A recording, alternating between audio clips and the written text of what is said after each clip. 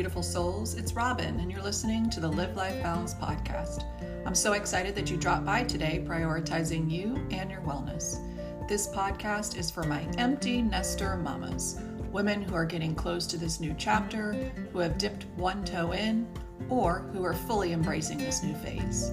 This is for the mamas who are ready to take back their health, to live their best lives. If you're looking for an authentic, supportive community, you're definitely in the right place.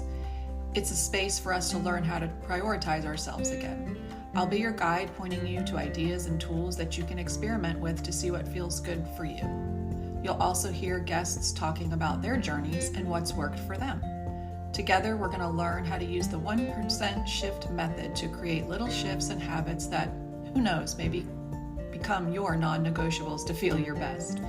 By feeling our best, we can show up in our purpose and live the most joyful life, even in the challenging times. And boy, this new chapter can seem challenging, but I can assure you we're not alone. Some of the topics we're going to talk about are self-love, self-care, nutrition, daily toxins, food swaps, mindset, and reframing our thoughts. I hope you leave each time feeling a little more empowered and at ease to take a step or two that will allow you to shine. Are you ready? If you said yes, take a nice deep breath and say, I am ready. Now let's get into it. Hey, welcome back to the Live Life Balance podcast. Thanks so much for tuning in today. I absolutely loved my conversation with Parker, who is the founder of Lovebird Cereal. He was someone who worked in the big food industry, and after the birth of his daughter decided to leave. He said he had his quote unquote Jerry Maguire moment, but he left with the mission to clean up cereal with real food ingredients from the earth rather than processed ingredients. He also is very passionate about giving back, and so he gives back 20% of the profits to fight childhood cancers. This episode shares so much. You can take away little pieces of nuggets. I hope that you really find it as interesting as I did. And with no further ado, let's get into it. Welcome, Parker. How are you? I'm doing well. Thank you for having me, and thank you for everyone listening. But can start off with a little bit about my story and how I came to be. So I used to work at a big food company making everything from Cheerios to Cascadian Farm to Yoplait and Nature Valley. And, through that experience, I learned a lot about how food is made and the decisions that are made about what goes into those products.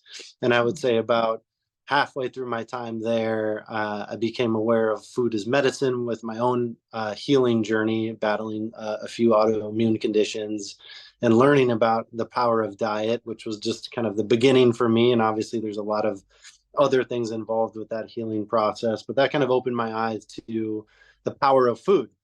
And I was trying to do some changes within the big company and create products that could be better or best for people, but was facing a little resistance. And so was a little bit like, what do I want to do? How can I make a difference? And then when my daughter was born, it kind of created this huge sense of urgency. And I kind of liken it to my Jerry Maguire moment, movie where I was just like, who's coming with me?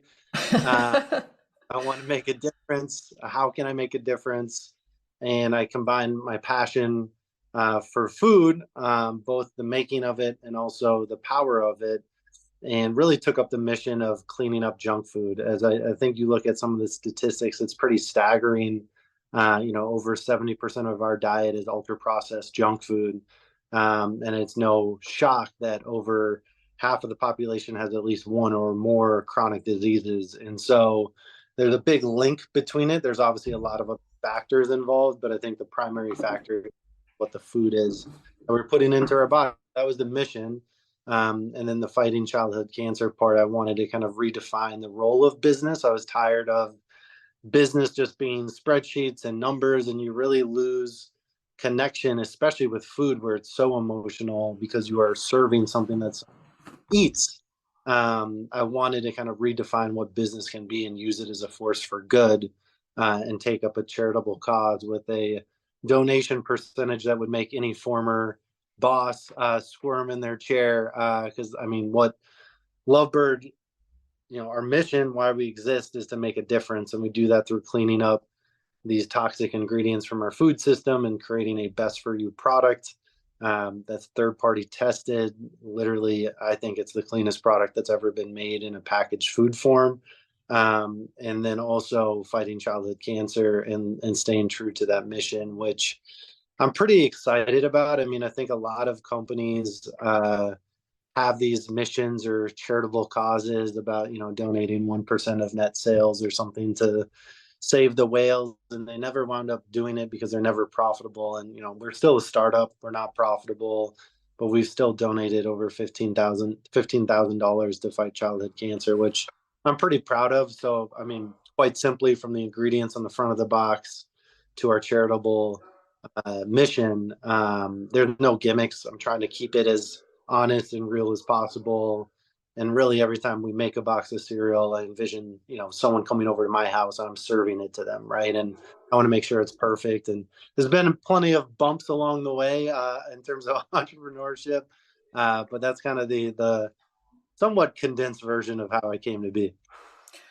First of all, I'm sitting here and I'm like, oh my gosh, if we could just clone you 15 million times and throw you into the entire food industry, I was just imagining like what our world would be like and how Mhm. much sickness we would not be having. Um, I just, wow. First of all, congratulations on taking the leap, because it is no easy feat. Like you said, the entrepreneurship side and the vision, when you merge those together, there's tons of challenges and tons of things to overcome. But I hope every time you face a challenge, I hope that you have that little voice in the back of your head speaking to you, reminding you of what you're doing, because you are really you are part of the change. You're part of like why I do what I do. It's just, oh my gosh, I'm just so thrilled with your story, but also just what your mission is and giving back, whether you're a big food company or a small food company. 1% of your net sales, if you really think of these big giant companies and then they're even not giving, I mean, that's just sad. It's really disheartening, actually. So one of the things you said, which I speak to all the time, if you are a client of mine, if you are a podcast listener of mine, ingredients, ingredients, ingredients, ingredients. Read your labels, because 90% of the time, what you see on the front is not what you see on the back. However, with Lovebird, it is. And I've done due diligence just like I do with all the other products, but what you see on the front is, and how it's marketed is actually what the ingredients are in it and what you're actually getting. And so that is one reason that if you are shopping around for a cereal, you should definitely be looking into Lovebird. Um, Also, your Instagram page, I love it. Your Instagram page is amazing. You have all these like, what can you do with the cereal? It's not just cereal, and we've tried lots of different recipes and things that you put out there. And we all in my family, we all have been enjoying that. So thank you for putting that out, because it's fun to see what other things you can do with your product rather than just sit down and eat a bowl of Cheerios, or not Cheerios, but a bowl of cereal. Um, so one of the things I heard you say, that I kind of wanted to ask you a little bit about is the ingredient portion. And somebody who has worked in the big food industry, and knows the like procedures and policies and things that go into that, what were some of the things that really like affected you in a way that really caused you to want to create change? Mhm. Yeah, that's a really great question. And I think I've been in so many meetings in my former life around how to make something cheaper and tastier, which really just means like how can we get people to eat more of it, right? And what you wind up with is something that's devoid of nutrition but super high in taste, right? And so you think about the conventional cereals or chips or whatever packaged food item, they're designed to get you to overeat. You're kind of on this hamster wheel of chasing calories and nutrition, but never really getting it, right? And so I think for me, it's like rather than have the calculus be how can I make it as cheap as possible and as tasty as possible. And I still think real food, simple ingredients can taste good. And I hope people that try my cereal still think it tastes good. But how can we use kind of best for you ingredients, right? And so for me, it was like as close to whole food form as possible, no refined grain, no refined sugars. Really, part of my health journey was the autoimmune protocol diet, and that was what I used as the basis for Lovebird, which is essentially a more strict version of paleo. But my thought process was like, this is the cleanest diet, and if I could apply it, and it's more of an elimination diet, right? It's not something you're continue on for the rest of your life, but figure out what works for you. Apply that to packaged food to clean it up, right? And I think as a result of that whole food focus, like what you have is cassava root, true cassava root. A lot, what I found, and big food companies, like as I've said, they use a lot of questionable commoditized industrial agricultural ingredients, but to their credit, like they label everything that's in there, right? Like, you have to read the ingredients, and there's some claims on the front that are, oftentimes misleading. But on the side panel, like literally everything that's in there is on the side of the box. What I found with some of these medium sized or even larger size, smaller size other brands is they don't label a lot of the stuff that goes in their product. And my product's made at a shared facility with some other brands, and I was shocked to see what is actually in the product versus what is labeled on the packaging. And again, they're smaller amounts, but it's still a little misleading in my book. And so for me, I wanted to put every ingredient on the front of the box. I wanted to use whole food nutrition with cassava root as the base, which is rich in prebiotic fiber, and actually some vitamin C as well. It's a root vegetable. Think of it as a turbocharged potato. And some coconut flour and coconut oil for healthy fats, and a little bit of protein. And then no refined sugar. I didn't want to use GMO sugar. I didn't want to use any of these, what I call sugar science tricks, whether they're artificial or natural. I know the third rail in nutrition is kind of stevia and things of that category, and they may work for some people, and that's fine. But for me, I wanted to make the cleanest, best for you product possible. And that was using all whole food ingredients that remove the inflammatory junk and then replace it with nutrient dense whole food, or as close to whole food nutrition as possible, to help kind of protect your gut, right? Because I found in my journey that my gut health was kind of the root of my health issues. And Which some of it these, is for most people. I mean, that's yeah, a good starting place. Yep. yeah, and you look at the diets and how they've changed over the past 50, 70 years, and even past 20 years. It's insane the amount of stress we put on our body. It's insane the amount of toxins in our soil, in our air, in our water. We're under so much more environmental stress than we've ever been. And I think big misnomer is everybody thinks you can go like zero tox or something. It's impossible, right? So you're just trying to lessen your toxic load. And I think for my product was like, how can I make a product that does good and remove all the potential harm, so that when I serve it to my family and my daughter, and other people that buy it serve it to their family or themselves, they can be confident that they're getting the best product possible. So it's been a journey. I know that was a little bit of a ramble on how the product No, came. I think that's amazing. And a couple of things that you mentioned, ingredients being what they are and what they are not. And something that I really try to educate people on is not necessarily the calorie factor and the carb factor. And, in sugar, I do like how they break it down into sugar and then added sugar, because I do think that's important. But the real sneaky thing about the whole sugar thing, which is one of the ingredients that gets you to want to keep coming back and eating it, because it is processed sugar, is, the fact that they can break it down on a label. So you think that you're not getting a lot of sugar, but it's listed like 10 different ways within an ingredient list. It might say coconut sugar. Okay, so, oh, you think that's good, but then it's got all these other words that are the same things for refined sugar, but they don't know what those things are. So instead of looking up to see what it is, they don't really investigate. And so one of the things when you're first switching over from eating a lot of ultra processed foods, when you do eat foods that are clean and healthy and nutrient dense, they may not taste the same that they do months down the road when you actually start cleaning up your diet, and your taste buds change and your cravings change, and then you go back and you have that same product. It does taste different because our brain is changed, like the chemistry between the gut and the brain, and the signals that you're getting and all of that. So if you're someone who's just starting out, and you've been one to want a different cereal try or whatever, give yourself time to adjust your body to accepting things that are not as sweet or not as ultra processed, because eventually, number one, you'll be more satiated. Number two, it will taste just as good or better. And it's so interesting because, like you did the AI, P diet for your autoimmune disease. It isn't a diet that you're on forever. It is something that is truly short term to help heal your gut, to help heal your body, and to put your body into a state where it can do its job, which is to repair yourself.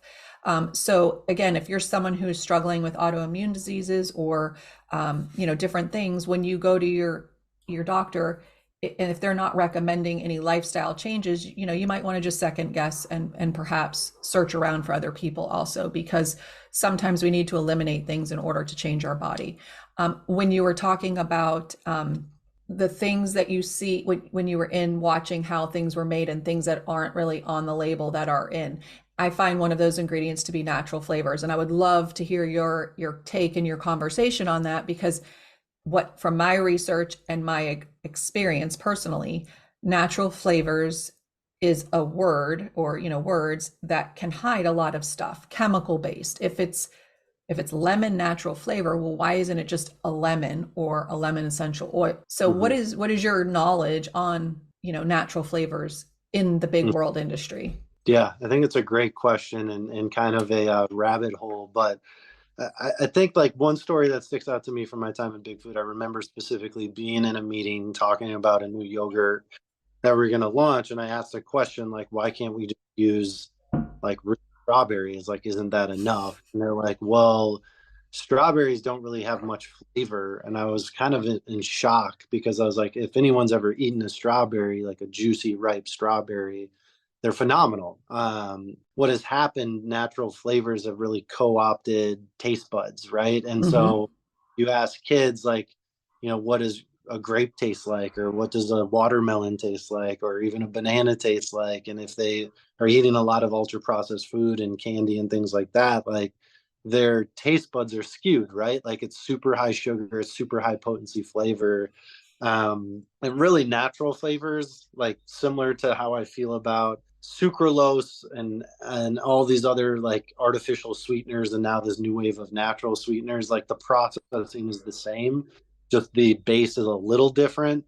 And so artificial flavors are, crude oil derived, but also a bunch of other really suspect things within it. And then natural flavors, really that label, especially if it's just labeled as natural flavor. Some companies do label like natural lemon flavor or Mm-hmm. natural flavor, which there's some romance copy to that. Like it's a little bit better, I guess. But like natural flavors, they can contain up to 100 different ingredients, a lot of processing agents, a lot of solvents, a lot of things that essentially take some form of a natural compound and then go through some sort of laboratory process. I've been to these flavor houses, and it's like they're like it's like a Chemist. medical hospital, right? Like it's crazy. Everybody's in lab coats with glasses and all this equipment and these big machines that are making these things.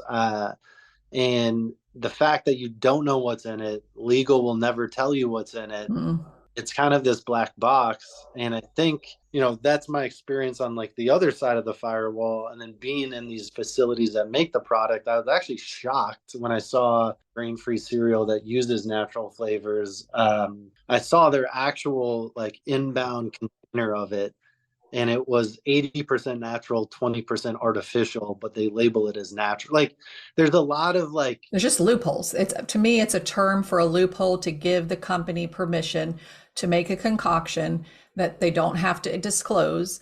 And we think that we're doing it a good thing because it says natural, right? And so the buyer or the consumer, when they're newbies and they don't know what they're looking for, they see that word and they're like, oh, well, it's natural, so it has to be good, right? Or yeah, and so it's the same thing with fragrance and products. So I always shout from the rooftops when you're looking at ingredients. If you spot natural flavors, you spot fragrance. For me personally, it's an out. It's a no, because that means that I don't trust you, because I don't know what if you're actually an honest company, you would just list what's in there. And I've even called a few companies for products that are really good. I mean, they have good potential, but they had natural flavors. So I called and they don't have an answer. They won't disclose. And it's like, so you're selling this bottle of whatever for $3 because you've got all these claims that it's prebiotic and probiotic, yet you have the nat and it's like minimal ingredients, 5, but one of them's natural flavors. So to me, it's like you're trying to do a good job, but then why would you wreck it with just that one thing? And again, even if you're trying to tell me it's all organic, it still doesn't make sense to me. yeah, agree with you, right? Like there are ways to make something taste great without natural flavors, and really they use it because it's high potency flavor delivery, so it's very Sure. flavorful. And as you pointed out eloquently, like they really should be called natural fragrances. Like they're not, they're an aroma, right? Like Right. it's like when you open a box, smell the strawberry, or you smell the blueberry. So there's not really much of like a compound in there to deliver true taste, but it's more of an aroma that your nose picks up on and interprets as taste. But yeah, I mean, I agree with you. It's that high potency taste delivery, and it's also shelf life. Like things with natural flavors will retain their flavor longer. And so a lot of these companies want unlimited shelf life and products that never go bad because they're using kind of like Frankenstein ingredients that are engineered for high taste and high shelf life. And so for me, I mean, it was like I get the argument of some people are like, hey, I found something that really works for me and it has some natural flavors. Otherwise, I wouldn't eat it. Like that's a decision you make. Everybody does their own Sure. math and what works for them. Absolutely. Yep. But for me, I want to provide options that you don't have to make that trade off. Like you can have something that tastes really good, but doesn't have anything that's like a gray area or a loophole that, you know, someone could be putting in something that doesn't work for your body and it would take very long. And as you know, with your clients and your own journey with your family, like it's a long process to figure out what's the root cause, right? And oftentimes there's a couple things going on, but the more black boxes, the more loopholes you're dealing with, the harder it is to pinpoint it, because it could be an ingredient in that natural flavor that you don't even know what it is, that's triggering some sort of reaction, right? Right. So for me, it's put them all in the front of the box, every single ingredient, use real food from the earth, no sugar science, no lab tricks, and just make food from food. Simple, right? It sounds pretty simple. One of the things I really wanted to touch on was soil, because I heard you mention, and I've read a little bit about some of your, posts and stuff, and it's something that's been top of mind for me for the last couple of years, learning about our soil and the depletion of nutrients in our soils. And I don't have, this is not my expertise at all, but I really kind of drew some conclusions from some of the research I did, and so I'm just curious. What your knowledge is about the depletion of nutrients and minerals in our soil and what is causing that. Yeah, I mean, that is another great question with many different paths. And I think really at the root of it is our industrial agriculture complex that has created and has put efficiency above quality. And what you're getting is like nutrient deficient ingredients grown in nutrient deficient soil that are then processed to the extent that they are an isolated compound, right? So something that people talk a lot about, or I talk a lot about, is cassava, right? Because it's an ingredient that we use. And a lot of other competitors or other products out there use tapioca starch. Some of them label it as tapioca starch, others label it as cassava starch, which is just not true. Cassava is a flour. It's not a starch. Anything labeled cassava starch is actually tapioca, and it's another 10 to 15 steps of processing to get it to that. And they essentially isolate the carb and remove all of the fiber and all the prebiotic fibers and all of the other trace minerals and vitamins from it, and just leave really just 100% pure starch. But um, to get these ingredients that are grown in poor soil, and a lot of it is this industrial agriculture complex. A lot of it is what we're using as fertilizer and things to treat, and pesticides that treat the soil that are depleting the nutrients in it, and really just over farming and not taking care of our soil, right? And so for me, it's been a challenge I took on uh, wholeheartedly to find a cassava that is a true cassava flour that has all of those benefits still in it, as close to the whole food form as possible. And I wound up going around the world, pretty big rabbit hole to go down, but at a very simplistic level, it's our industrial agriculture, all the things that go into making products as efficiently as possible, that are great products that are devoid of nutrition and ultimately negatively impacting our soil. And for me, it's like my new push is regenerative agriculture, I was and just try. going to say that. Yeah, I've Yeah, read a lot about regenerative agriculture and regenerate soil. His name is, are you familiar with, I think it's Dr. Bush? yeah, Yeah, yes, okay. Yeah, he's pretty yeah, amazing. yeah, and like I mean, I think a lot of what he sees some really great content out there, but like glyphosate and things like that, and that's a label that I wish I saw more of. Right, there are really 6 to 8 different crops that are mainly affected by that. Typically, grains like corn, wheat, and oats. But there are some other ones on that list. And for me, it was like, all right, like let's find the best soil possible that's lowest the non-detectable amounts of heavy metals, which for me it was like finding the ingredients that are most pure, and then also making sure they're glyphosate free, which is a big topic for me in terms of making sure you're not putting anything in your body that's going to harm you, right? And that's another ingredient or pesticide that's designed for efficiency. And what we know about it is likely a carcinogen, and then also heavily used. I forget the exact percentage of crops around the world that uses it, but it's like well over 60, 70%. And we don't really know how it affects our body. And what I found interesting in this process too is that a lot of it's like FDA testing of ingredients is like grass, which is generally recognized as safe, right? And a lot of these testing metrics literally only test that ingredient in isolation, not within the context of your overall diet, right? So if you're eating glyphosate in your Cheerios and you're eating glyphosate in your chips and this and that, and it's in your water, I think there's a study that 90% of urine samples tested positive for glyphosate. Like it's in us, it's in our environment. So no one's really done that study around, hey, your normal load of this compound, how does that affect your body? They don't test that. They test it in ice, right? And so for me, it was like, let's create a product that you can feel confident in that has none of that bad stuff. And then hopefully as we grow and expand to it in many categories.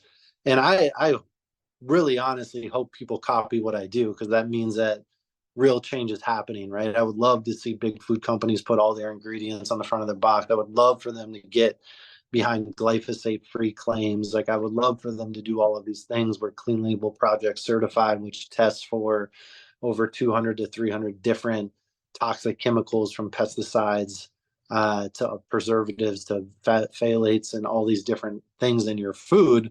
And really is the highest badge of food purity.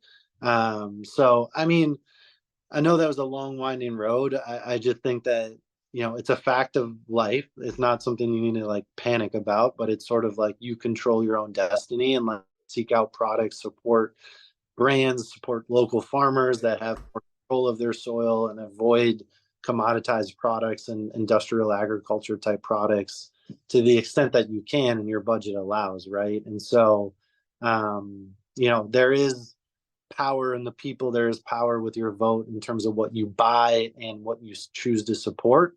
and you can see change through that, right? I think a lot of times people think this change is super daunting. Like, how can I make a difference as just one person? But you can. That's how change happens, right? It's many different people doing the same thing collectively, and that's how you get change, right? And I think just the people and the community that have supported Lovebird gives me a lot of hope for our future, and that together we can kind of reverse the direction that our food system is heading.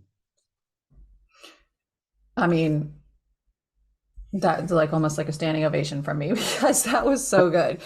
Um, that everything you said, it just literally resonates and aligns with everything I believe and live by. And I hope what the listeners take away is a few things.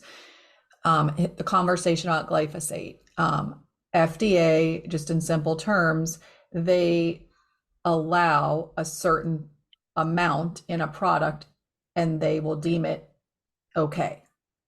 But when you have, like he said, multiple products that have this ingredient, the toxin load or the toxic burden on your body keeps increasing. So yes, 1 part per million might be okay, but if you have that, I'm just making this up, but if you had that in 12 different things in an hour, every day, all day long, off and on, your body can only take in so much and detoxify so much. And so that's where you get into trouble, where your body starts to go haywire because it can't take on what you're putting in. So that was one of the things. Making a change with the way that you purchase things is really part of the process in making change. I believe in balance. That's why my company is called Live Life Balanced, because I think there needs to be a balance in all things. And like Parker said, where your budget allows. And I get a lot of times people saying, well, that's so expensive. And you know what? It might cost an extra dollar or two, but maybe you don't buy that extra bag of chips and you put that into something else that's, a little more healthy for you. There's always ways to balance it out. It's just, what is your goal? What is, your drive in what you're doing? And then how do you make that work into your lifestyle? And so all these things that, Parker is mentioning, it's just something for you to start to think about. And I do hope people copy you in certain ways, because you're right. If more people took the amount of care that you're taking to produce something, we again would be in a very different situation as a nation, because as a nation we are suffering. And you're right, there are many people that have there's very few people that I've ever run into that don't have some type of health issue going on. And it is a complex picture, and it is multifaceted, and it's got multiple layers of what we need to be doing in order to reverse some of the things and really get us back to our homeostasis and where we need to be as healthy as possible. But food is first. Food comes first, before a pill, before a supplement, before all the external things. And the way you think about it, I think also your mindset and all of the stuff that feeds you off your plate is equally important. But to have you creating a product with such care, it's amazing. And I'm so happy that I'm getting this opportunity to talk to you. And I can't wait to see what you guys are going to expand in your line, because whatever you do, I know is going to be with that much thoughtfulness and that much concern and care about what, goes into it. So thank you again for doing all of that. With your daughter, was there something that, actually, let's go back to you, because you said you had like the autoimmune thing. And so since you went down the rabbit hole and figured all of that out, do you still have those things going on? Were you able to reverse some of them by changing to more whole foods? What does that journey look like for you? Yeah, I mean, I would say ongoing, right? I think there's this myth that like you're gonna solve it, right? Yeah. It's an ongoing process. I call myself a work in process, right? And I Yeah. think if I like day to day, it's hard to notice a change. But when I think back to where I was 5 years ago, it's night and day, right? Like just in terms of my energy level, I had psoriatic arthritis and a ton of joint pain and things like that. And, it was just very difficult to move around and do all the things I wanted to do. And so when you look at it from a historical lens, like I've made tremendous strides, right? And I That's think awesome. my gateway, my foothold was diet, or diet has kind of a negative connotation as like you're trying to lose Yeah. weight from No. what, right? And so like the things I eat matter. And then as I've built on top of that, like there's movement, there's stress management, there's breath work, there's all these different things. And I think of it as like our society as a whole, like we're overfed but like undernourished, we're overconnected, Yeah. loved, we're overstimulated, but like we don't get enough peace in our lives. And it's just like there's a lot that's thrown at us. And I think a lot of pushback I get on some of the things I talk about are like, well, where's the trial for that? Where's the randomized double blind study on that? And I'm like, we are living in an experiment, and I Yeah. think you have to admit that there is a problem. Literally every indicator of poor health has exponentially increased in the last 50 to 70 years. And what has changed since then, right? It's all of the things we talked about with packaged food and ultra processed food. The fact that it exists in calorie dense form with zero nutrition for the most part. It's the quality of our soil, the quality of our water, the quality of our air. And it's really unchecked companies that are just running, our food system and our world, because food controls the world if you actually think about it. And so restoring that balance, and I think, as you said, homeostasis within our broader society and culture is important, but like you first have to do it for yourself. And I think that for me was like, all right, like what is my balance? Like what are the things that work for my body? Like the autoimmune protocol diet helped with that, which is a pure elimination diet, as we talked about. Is like, all right, let's remove everything, eat the foods that work for most everyone, and regain kind of a balance and add things back and see what works for you. And it was like crazy to see what didn't work for me. And I kind of knew I already had gluten sensitivities. Conventional dairy does not work for me. But one that I was really surprised by was like seed oils, and this was like 3 or 4 years ago, before this bigger, at least in the health and wellness community, like anti-seed oil push currently, which I agree with. And I agree with it on two things. Like one, the ingredient itself. There's a doctor, I'm forgetting his name, but he was the one that essentially called and pulled the alarm on trans fats. And he was the only one that did it. And it took him almost 60 years for the FDA to deem trans fat as something that should not be packaged food. And they removed it. And he since has passed, obviously, but one of his parting words of wisdom was to watch out for seed oils, essentially, because they're highly volatile, highly radical, and oxidize really quickly, which causes a lot of inflammation in your body. And so when I started to add some of that in, because you see it on the label, like sunflower oil or canola oil, which canola is actually an acronym for like Canadian something something something. It makes it sound like a natural source, but it's actually, if you look it up, an acronym for some process they use to make it, which is bizarre as you go down this rabbit hole. But that was one that surprised me, where even today, like I'll eat something at a restaurant that's like should be fine for me. I was like, all right, like that was cooked in something. And now I ask more of those questions, and it's a lot, right? Like, like I said, it's a journey. I try to do the best that I can. I try to cook at home as much as possible. Try to keep convenient foods on option at the house to make better decisions. Right? Like if it's junk, I don't buy it, put it in my house. And so, there's a lot of Lovebird in there. There's some other brands that I like that add convenience to my life as well. And so, it's a journey. But like to answer the question directly, it's been night and day from where I was 5 years ago. I think the change and what I'm trying to get a better understanding of now is kind of my stress, which I think with starting Lovebird, I had stress before from work. And this, as we mentioned, like I get up every day and it's like, I'm making a difference.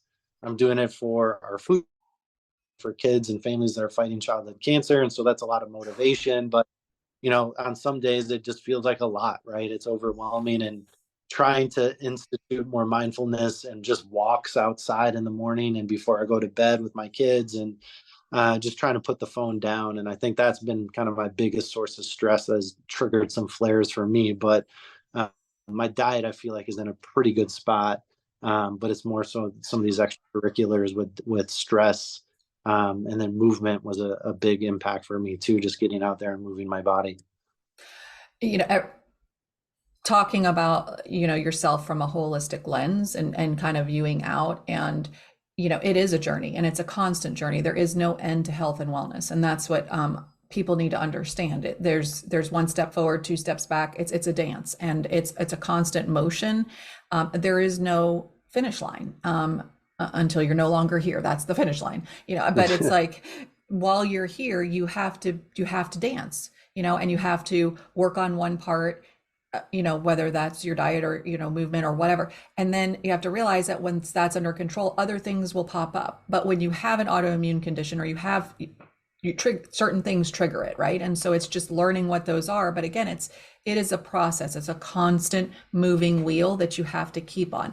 And this conversation is very educational that you and I are having. And for some, it could be overwhelming. But the last thing I want people to do is walk away and feel like, I can't do anything. This is paralyzing me, because they've talked about all these things, from soil up to products and all the way around. And so this is really just to start. For some people, it'll be the beginning of your education. And for other people, it might be something you've been looking into and learning about. And so this might be repeated information. And the more we can repeat stuff, and the more we can hear stuff and read stuff, the more we understand the value in it. And so what I would like for people to do is, there are now more than ever, there are clean products out there. You just have to search and due diligence. And so when you find a product like Lovebird, or you find a product like, something else that's super clean, that's what you bring into your home. Those are the things that make your life easier. When Parker was talking about convenience food, we all still need a little bit of convenience food, but there's just, what are you willing to bring into the home and not bring into the home, based on what you can eat that makes you feel your best.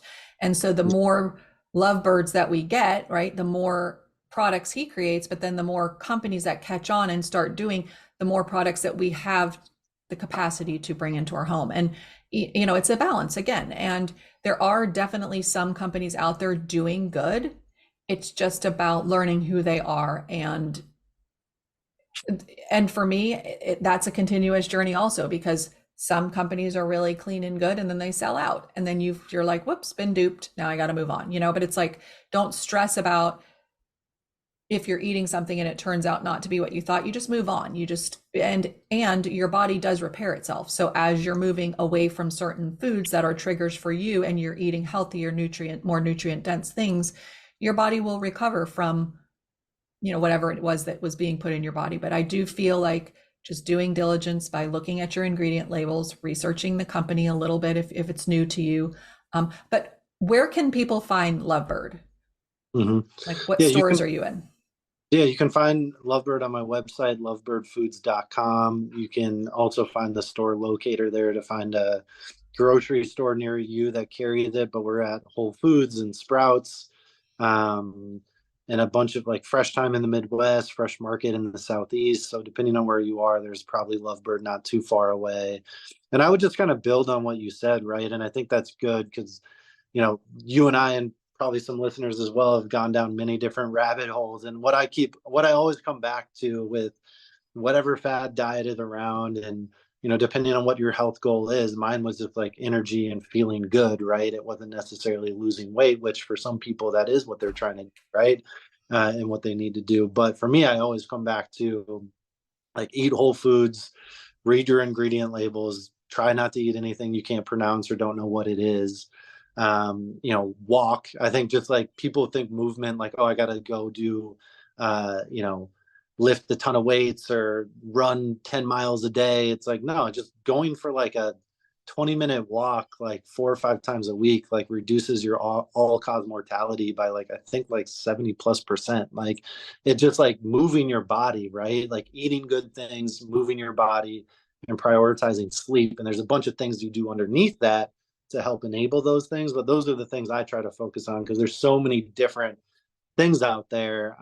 It's hard to control for all of them. And it's hard, like, unless you have a true food allergy, like, you don't know immediately that something triggers your body, right? And so food sensitivities and ingredient sensitivities like are different, where they could show up like a couple days later. For me, it's like a week later, something will show up. And I'll be like, oh wow, like what did I eat a week ago? I have no clue. Right, Right? right. Hard to pinpoint it. So, but it is this journey. But like, start with those simple things of like eating whole foods, reading your ingredient labels, and just going for walks in the morning and right, in the evening, getting morning light and evening light, and all of those things should help with your sleep too. So, uh, You can come coach my clients, you can help me with my course, because it's all the things, right? It's all the yeah, things that make us whole. It's looking at people from a holistic perspective. But with people like you creating Lovebird, it gives ease to customers, right? It gives ease to people who maybe are overwhelmed by reading ingredients, or maybe don't really understand, and some people just don't want to, like they want to be a consumer and they want to consume good things, but they want to just put trust in others. And I think people like you are the people those people are looking for. And so if you're someone who is looking for minimally processed or not processed good foods, Lovebird would be the way to start for cereal. And then other ingredient or other products from other companies. And but again, as Parker expands, you can always know and trust that he's doing the right thing behind his logo and his label of what he's putting out there. So Parker, again, I thank you so much. One of the things I ask everybody at the end is a couple of non-negotiables. So for you to live your healthiest, most balanced life, it does not have to be food related. It just in general on a daily basis, what are two or three, one, two, three things that Parker has to do in order to have a successful day as far as feeling your best? Mine is eat breakfast and move my body. That's awesome. Very cool. It's two simple things, right? Two simple Mm-hmm. things. Walking is free. Making your own breakfast is takes 10 minutes, honestly, if you set yourself up properly. So again, thank you so much for coming on today. I will drop all of Parker's information and Lovebird's information into the show notes. If somebody orders from your website, would you be willing to give a discount code to the people who want to try it for the first time? Yeah, definitely. We can include that in the show notes, or you can Okay. use early bird 10 Okay, for I'll include it into the show notes. So if you're interested in trying it, you can do it at a little less cost, just so that you can see how yummy it is before you go off and shop at Whole Foods or Fresh Market. I know in the Florida we have Fresh Market, Sprouts, and Whole Foods. So, but wherever you live, you might not I love have. birds.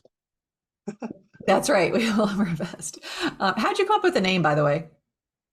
Yeah, it's a great question. And Lovebird, as you was kind of mentioning, like some companies like are selling out, and like from the beginning, I created Lovebird to be 100-year-old brand that I eventually will give to my daughter, right? And so Aw. very like like it's still 100% family owned. Like I have no intention of go raising money and from investors that want me to do this and that. Like to stay true to my mission, I need to have that control. And so when I was thinking about a name for it, I had kind of this big food brain around like call it paleo O's or cassava O's or something like pretty like stereotypical, I guess, in packaged food. But I kept coming back to the name Lovebird because it was a nickname I had for my daughter, and I was listening to a lot of Blackbird by the Beatles, which that song is essentially what I'm trying to do, right? Like take these broken wings and learn to fly. And I think that's the spirit of it. And really, Lovebird's built on like three core tenets. It's love, protection, and ascension. And ascension, by ascension, I mean like flight, right? And making people giving people runway to kind of live their best life. And so the love is obviously made into the product. The protection is, about the ingredients that we use. And then the ascension is just making sure there's no bad stuff in there. And so that's kind of, not dovetailed because it's a lovebird, but lovebird tailed into the name Lovebird. So a nickname I had for my daughter, Blackbird from the Beatles, and then just those three, love, protection, and ascension, kind of were baked into it. That's again just one more reason to love you and your brand. And so if you haven't tried them, please, take the opportunity. There's a couple of different flavors of cereal, right? I don't know if it's Yeah, we flavors, but a couple of different. Yeah, we just launched our new strawberry flavor, which is like the first strawberry packaged food item, yet alone cereal, that does not have natural flavors and still tastes awesome. Oh, I can't wait to try that one. I've tried Yeah, the other two, so I'll have to get yeah, on that and try that. So, yep. That one's exclusively at Whole Foods, or you can get it on the website. But yeah, okay. all great. But strawberry is the newest one. That's awesome. All right. Well, thank you again so much for coming on. Thank you for the education. Thank you for all that you do. And I know, again, there's a lot of challenges, but please keep persevering through, because you are so needed in this life to live your purpose, and your purpose is to make a difference. And so, thank you again for coming on. And for everybody else, we will talk to you soon. Have a great day. Bye. Bye. Wow, what an episode. I really truly learned so much. And I just wanted to give, it was a lot of information, so I just wanted to give you a couple of things that you might be able to take away. Number one, understanding the power of food, recognizing that food you consume has significant impact on your health and well-being. Educate yourself about the nutritional values in the different foods. Number two, prioritize whole foods, focusing on incorporating whole, unprocessed foods into your diet, minimizing the consumption of ultra-processed junk food, which is linked to chronic disease. Number three, mindful eating. Practice mindful eating by paying attention to what and how you eat. This can help you to make healthier food choices and savor your meals. Number four, explore personal healing. If you're dealing with health challenges, consider exploring how dietary changes and lifestyle adjustments can positively impact your well-being. Number five, be a change advocate. Don't be afraid to advocate for positive changes in the workforce or in an industry, especially when it comes to promoting healthier food choices and practices. Number six, use business for good. Explore opportunities to use your business or career as a force of good in the community in addressing larger social issues. Number eight, give back. Find ways to contribute to charitable causes or something that resonates with your values. Even small donations or efforts can make a significant impact. And lastly, embrace continuous improvement. Wellness and personal growth are ongoing journeys. Understand that there will be bumps along the way, but stay committed to making positive changes in your life. I think that these changes provide some actionable steps that you as a listener or myself can really think about, take into consideration, maybe experiment with, and see what works well for each of us. I hope that you really got something out of this episode. If you're looking for a supportive community to join, please look in the show notes for my podcast private Facebook group. This is a community filled with people who are wanting authentic conversations to be able to talk about maybe some of their challenges, some of their wins, things that you might not want to talk about in a public space. So if you are wanting something like that, please join that group. I look forward to hearing from you guys. If you guys found something that resonated with you and you would like to share it, please feel free to DM me or put it in the Facebook group, whatever works for you. I hope you have a great day, and we will talk soon. Bye.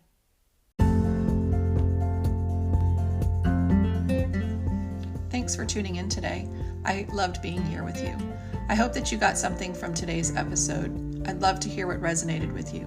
Drop a comment below, and if you feel led to, download the episode and share it with someone you love that needs to hear this message. As we continue to spread the goodness of this podcast, I'd love for you to help us by leaving a review on Apple Podcast or a rate on Spotify. As we increase listeners, we will come up more often when women are searching for podcasts to listen to.